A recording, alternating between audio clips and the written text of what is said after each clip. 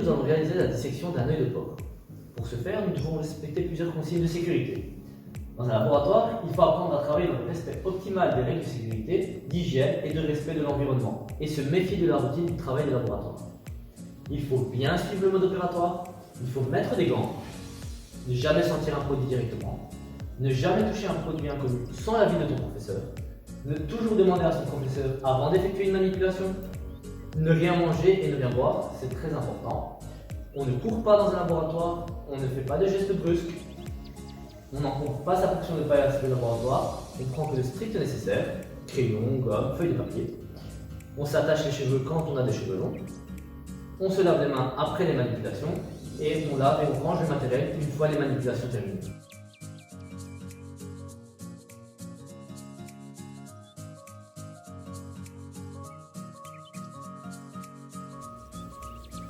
Pourquoi est-ce qu'on fait une dissection d'un œil? Pour repérer les différentes parties de l'œil, notamment le cristallin, et pour bien comprendre le fonctionnement de l'œil. Le matériel dont on va avoir besoin est le suivant: de l'essuie-tout, un bac à dissection, un kit de dissection, une feuille à noter, un œil de porc qui est dans son sachet. Et on utilise un œil de porc justement parce que ce sont les organes qui sont le plus proches de l'être humain au niveau de la taille. Et une paire de gants. Donc pour réaliser cette dissection, nous avons dit qu'il nous fallait un bac à dissection, une trousse de dissection, avec ce dont on aura besoin plus particulièrement la pince à épiler, les paires de ciseaux et le scalpel. D'ailleurs, il faudra faire très attention car le scalpel est un outil qui coupe énormément. Il nous faudra également un œil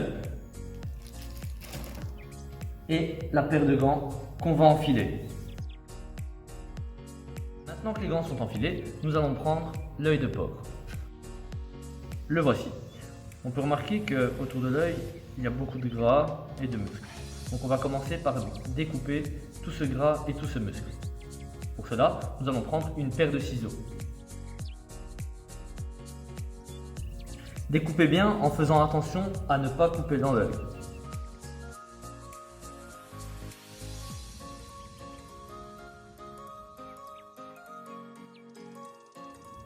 Nous venons de couper tout le gras qui se trouve autour de l'œil. Et maintenant, nous pouvons observer juste ici la zone blanche qu'on appelle la sclérotique.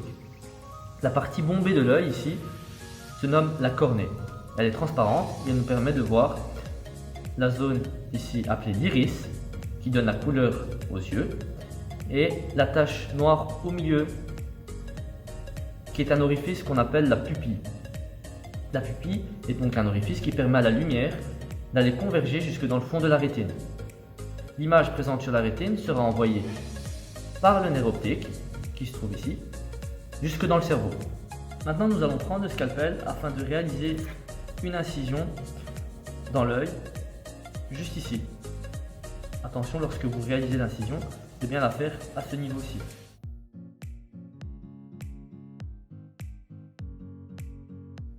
Maintenant que nous avons réalisé l'incision avec le scalpel, nous allons prendre notre paire de ciseaux afin de découper l'œil en deux. Il faut bien faire attention à ne pas découper dans le cristallin.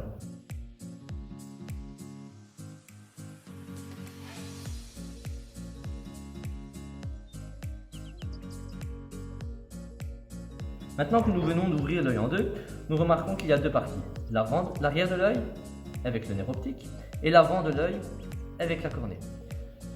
On peut remarquer à l'intérieur une membrane un peu noire qu'on appelle la choroïde. À l'arrière de l'œil, sur cette membrane, se trouve ce qu'on appelle la rétine, une membrane un peu plus claire. La partie avant de l'œil, on peut retrouver ici de l'humeur vitrée qui se retrouve partout dans le globe oculaire. Mais quand on a ouvert l'œil en deux, l'humeur vitrée a coulé dans le bac de dissection. On voit ici. Juste ici se trouve ce qu'on appelle le cristallin. Nous allons maintenant enlever le cristallin. Maintenant que nous avons enlevé le cristallin, nous pouvons remarquer un orifice présent juste ici. Un orifice présent à l'avant de l'œil qu'on appelle la pupille. Les rayons lumineux passent par la pupille, ensuite traversent le cristallin et convergent jusque dans le fond de l'œil, sur la rétine. La rétine est composée de plusieurs cellules sensibles à la lumière, des cônes et des bâtonnets. Il y a 3 types de cônes, les cônes rouges, les cônes verts, les cônes bleus. Ce sont les couleurs primaires. Il y a d'autres cellules sensibles, ce sont les bâtonnets. Les bâtonnets sont sensibles à l'intensité lumineuse. Nous avons pris le cristallin et l'avons déposé sur une feuille de papier. Lorsqu'on observe à travers le cristallin, on voit que l'image est droite et plus grande. Lors du dernier cours, nous avons étudié 2 différents types de lentilles, les lentilles à bord mince et les lentilles à bord épais. Lorsqu'on observe l'image d'un objet proche à travers une lentille à bord mince, l'image est plus grande et droite. Lors des dernières vidéos, vous avez vu qu'une lentille à bord mince était aussi appelée une lentille convergente. En conclusion, le cristallin est une lentille convergente.